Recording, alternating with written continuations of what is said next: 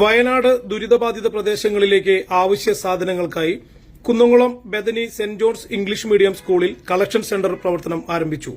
വിവിധ സംഘടനകൾ, മതസ്ഥാപനങ്ങൾ, വ്യക്തികൾ തുടങ്ങി അനേകരാണ് തങ്ങളാൽ കഴിയുന്ന സഹായങ്ങളുമായി സ്കൂളിലേക്ക് എത്തിയത്.